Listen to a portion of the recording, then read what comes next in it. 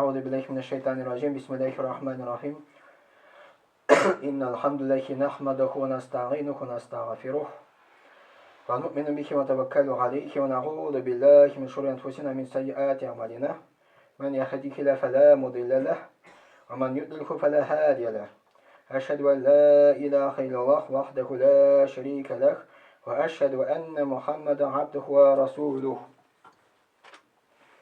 يا أيها الذين آمنوا اتقوا الله حق تقاته ولا تموتن إلا وأنتم مسلمون يا أيها الناس اتقوا ربكم الذي خلقكم من نفس واحدة وخلق منها زوجها وبث منكم رجالا كثيرا ونساء واتقوا الله الذي تساءلون به والأرحام إن الله كان عليكم رقيبا يا أيها الذين آمنوا اتقوا الله وقولوا قولا سديدا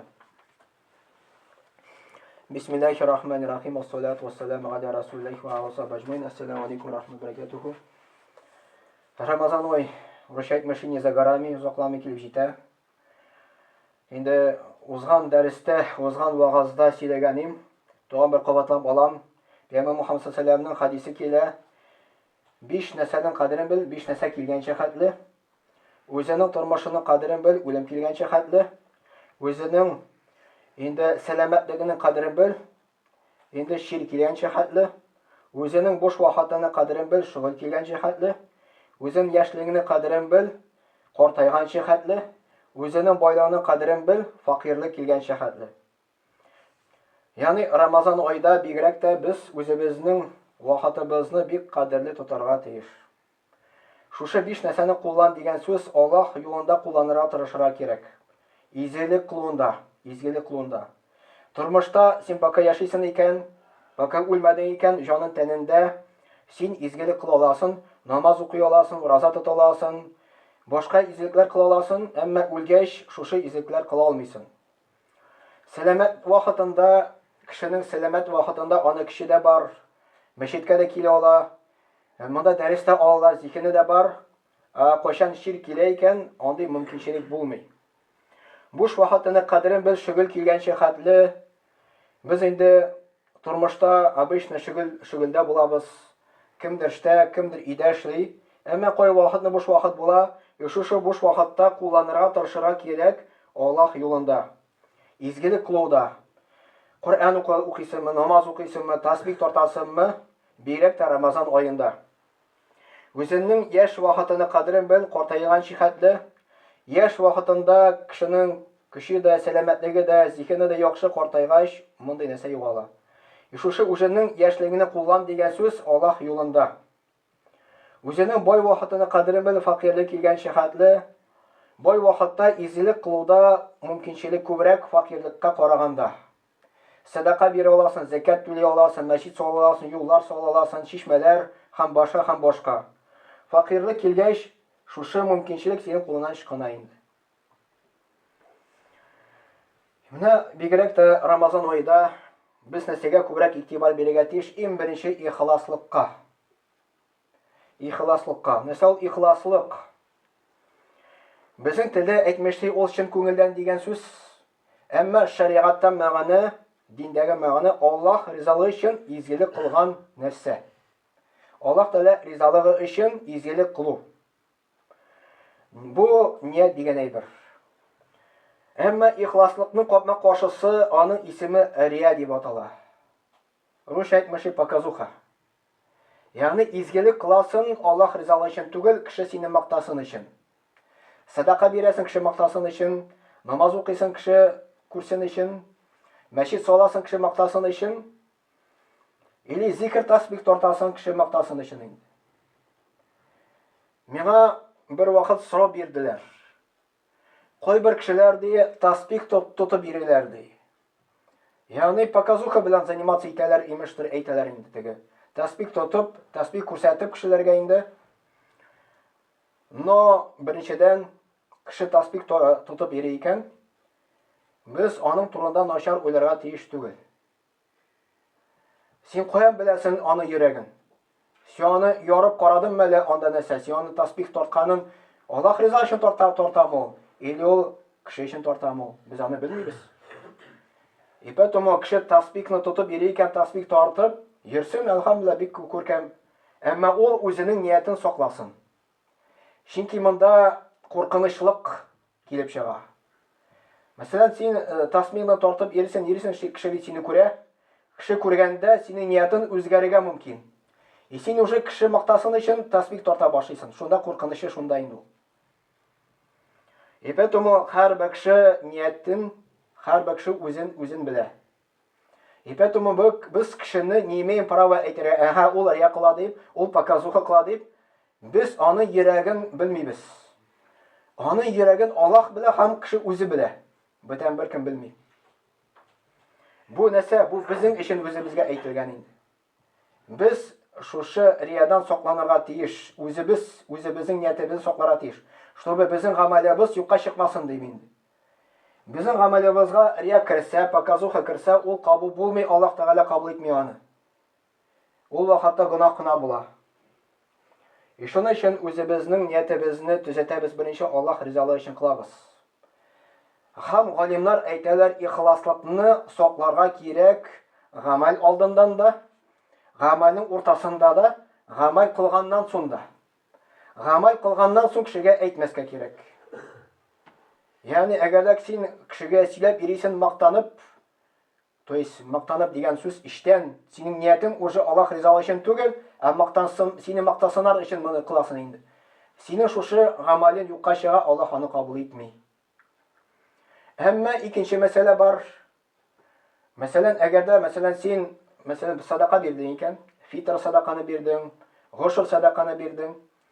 И күршеңә әйтәсең икән, мәсәлән, менә мин фитр садаканы бирдем, Аллаһ ризалыгы өчен ният кыласың, аны әйткәндә, һәм шундый ният белән моны әйтәсең, чтобы ул да садаканы бирсен дип. Ул вакытта ул рия булмый. Ул показуха булмый, ул ихлас була. Имеется в виду кешенең эчтәлеге. Ни өчен ул аны әйтә? Ни өчен ул аны мактана?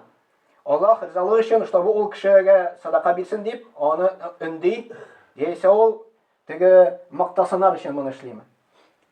Шуның өчен һәрбер кеше үзенең ниятен үзе белә, аны үзе ниятен сакларга тиеш инде.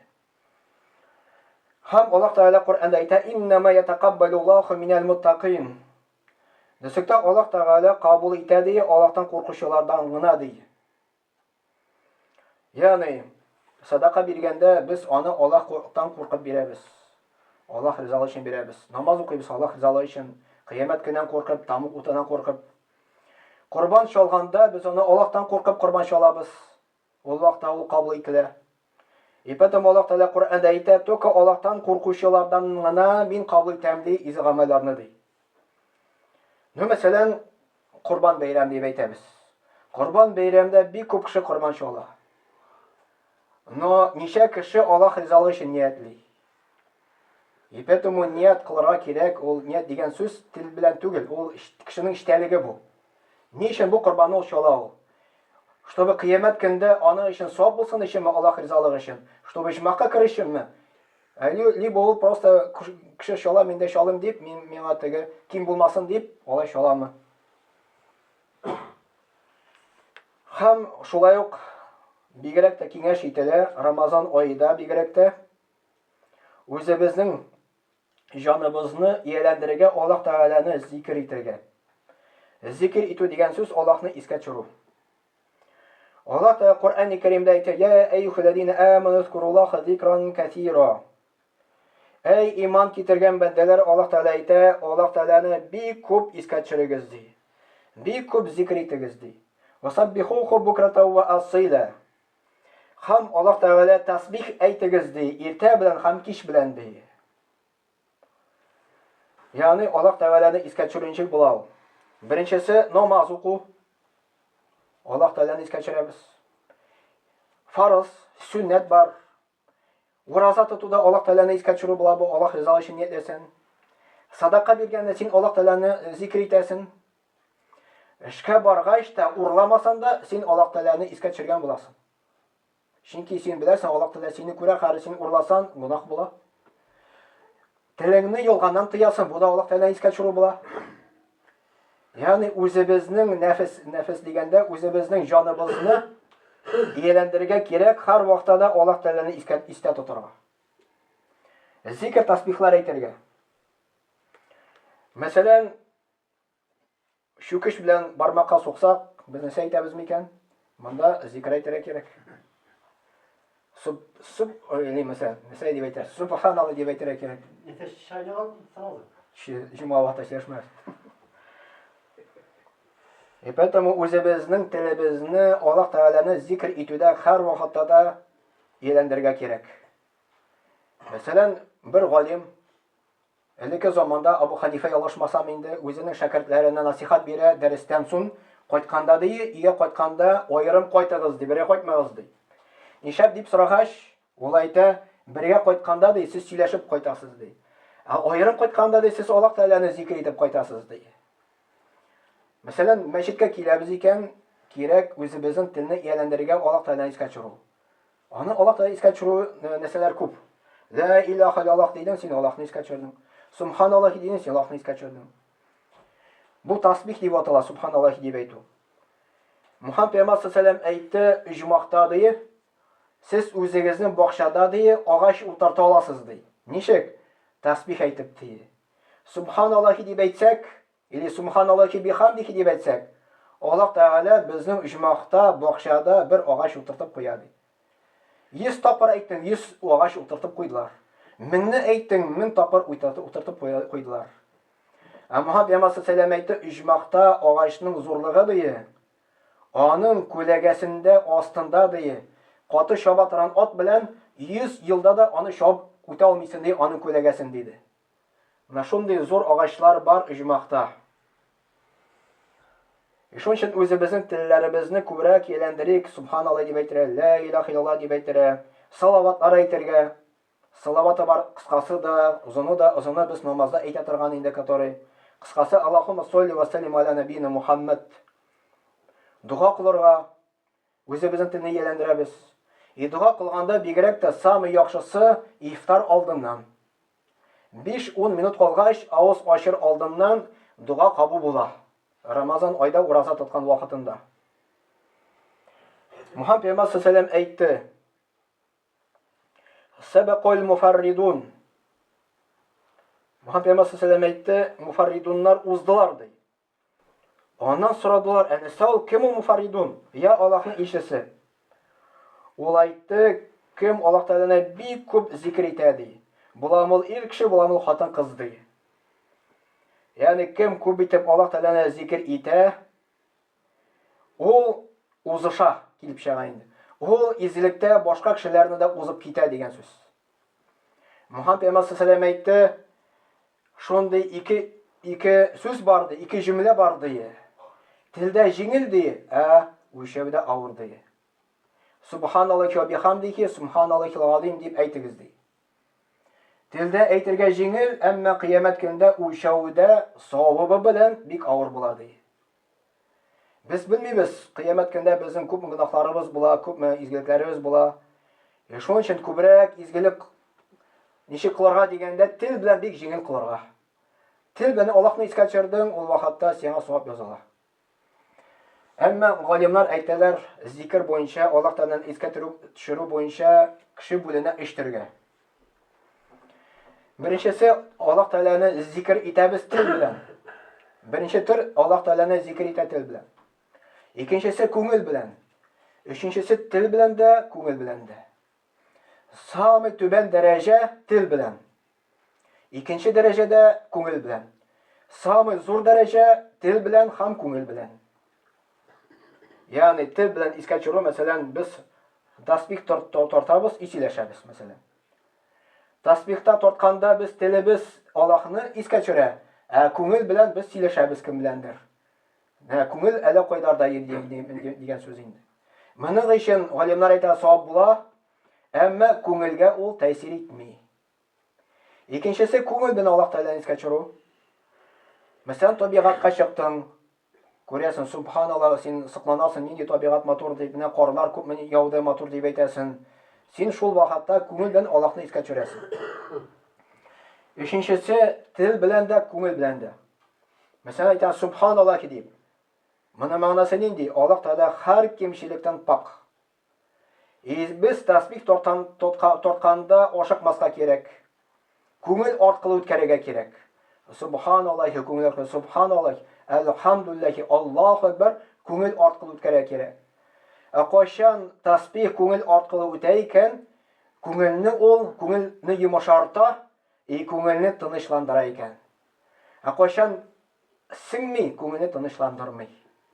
Моңар мисал, bir хәзрәт әйтә, миңа bir кеше килде ди, самолетта ишара куркам ди. Мәйтәмме, дугалар китабын тоттырдым миңа ди. Аллаһ Тәгаләне дан дуга сора, зикр ит. Укый, чөтә күңелгә бары куркам ди. Миңа әйтәм, тагын да укы ди, күбрәк укы ди. Укый, күп укый. Менә хәзер инде сеңде ди. Хәр моны белән үлсәң дә була инде ди. Менә күңел ул сеңергә тиеш. Күңелгә сеңгәч, ул күңелне тынычландыра. Менә бу күңелне тынычландыру кирәк бигрәк тә авыр вакытта. Чөнки авыр вакытта, бәла каза килгән вакытта кругом монда шайтан йөри. Шайтан безгә күңелгә борчу сала. Төрле уйлар китерә, начар уйлар инде. Моны без ничек куабыз? Әгуду биллаһи минәш шайтанир раҗим дип. Яисә субханаллаһ дип, әлхамдулиллаһ дип, Аллаһтан искә төшереп, ул вакытта ул китә. Андары Рамазан айда киңәш ителә Коръән укырга. Киңәш ителә Коръәнне укып чыгарга Рамазан ай буйлап. Ул 600 ничәдер бит. Әгәр дә 30 көнгә бүлсәк, 20 бит чыга бер көнгә. Шушы 20 битне һәр намазга бүлсәң, килеп чыга 4 бит бер намаздан соң. Кем әле Коръән укый алмый, ул может транскрипция белән укырга, может тәфсирен укырга, может инде теге тәрҗемәсен укырга. Но көн сайын укып барса, күпмедер Коръәнне укып чыга ала Рамазан ай буйлап. Элекке замандагы кешеләр риваят китерелә, сахабалар кайберләре Коръәнне укып чыкканнар айга бер, кайберләре укып чыкканнар айга 2 тапкыр Рамазан айда, кайберләре укып чыкканнар 5 тапкыр, бар шундыйлары 30 тапкыр. И даже риваят килә зур галимнар булган. Имам Абу Ханифа аш-Шафиғи Рамазан айында 60 мәртәбә Коръән укып чыкканнар. Это көненә 2 мәртәбә килеп чыга. Әле ул эшне дә эшләгән, моны да тем более Коръәнне укырга җитешкән. Аллаһ Тәгалә аларга вакыт буенча бәрәкәт биргән. Безнең вакытыбызда бәрәкәт югала нәрсә өчен? Чөнки цивилизация безне матый. Телефон матый. Обычно буш вакыт җиткәч, телефонга кул сузыла. Буш вакыт булгач, пультка кешенең кулы сузыла. Ул аны вакыт ала. Буш сөйләшү кешеләр белән, гайбәтләр сөйләшү, шундан күп вакыт ала. Элекке галимнар алар вакытын кадерен белгәннәр, шуның өчен күбрәк зикр, тасбихлар әйтергә тырышканнар инде. Мөхәммәд пәйгамбәр саллаллаһу әйтте, кем дия, Аллаһ Тәгаләнең китабыннан дия, бер хәрефне укый, аңар була дия 10 бер изгелек һәм 10 савапка тиң ди. Мин әйтмим ди алиф лам мим бер хәреф ди. Юк, алиф бер хәреф, лам бер хәреф, мим бер хәреф ди. Менә Рамазан айда изгелек күп эшләргә була. Бер хәрефкә 10 савап. Мөхәммәд пәйгамбәр саллаллаһу әйтте, кем авырдан укый ди, аңар 2 ләтә савап ди, 20 савап килеп чыга бер хәрефкә. Аннан пәйгамбәр саллаллаһу әйтте, Коръәнне укыгыз ди. Кыямәт көндә ул сезнең өчен защитник булачак ди, адвокат кебек булачак ди, шафагатчы булачак ди. Ягъни кыямәт көндә ул җиңел көн булмый, ул авыр көн була. Анда безнең гөнаһларыбыз да күп булачак, анда ушева куялар. Әмма Коръән килер, безне шушы тамык утыннан ул защит итәчәк иншаллаһ. Yoqlayacak. Subhanaka ve bihamdika eşhedü en la ilahe illa ente estağfiruke ve etûbü ileyk ve sami'u du'a.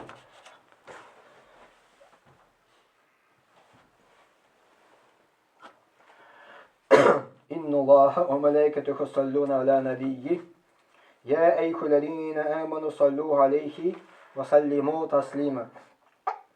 Allahümme salli alâ Muhammed ve alâ âli Muhammed bi'adedi men salle ve sam. Allahümme barik ala Muhammed ve ala ali Muhammed bi'adedi men qagad ve qam. وصل وسلم عليه وعلى جميع الأنبياء والمرسلين وعلى ملائكتك المقربين وعلى آخر طاعتك أجمعين من آخر السماوات والآخر الأرضين وارحمنا واحشرنا معهم برحمتك يا أرحم الراحمين. اللهم ارحم الخلفاء الراشدين ومراء المدين الذين قضوا بالحق وكانوا يعدلون. اللهم اغفر للمؤمنين والمؤمنات والمسلمين والمسلمات الأحياء منهم والأموات إنك مجيب الدعوات ورافع الدرجات ومنزل البركات وقاضي الحاجات برحمتك يا أرحم الراحمين. اللهم انصر من نصر الدين وخذل من خذل الدين. عباد الله، إن الله يأمر بالعدل والإحسان وإيتاء ذي القربى وينهى عن الفحشاء والمنكر والبغي يعظكم لعلكم تذكرون. واذكروا الله العلي العظيم الحي القيوم يذكركم واشكروه يزدكم واستغفروه يغفر لكم ولذكر الله تبارك وتعالى أعلى وأول وعز وجل وأعظم وأتم وأكبر. وصلى الله على نبينا محمد وعلى آله وصحبه أجمعين وأقيم الصلاة.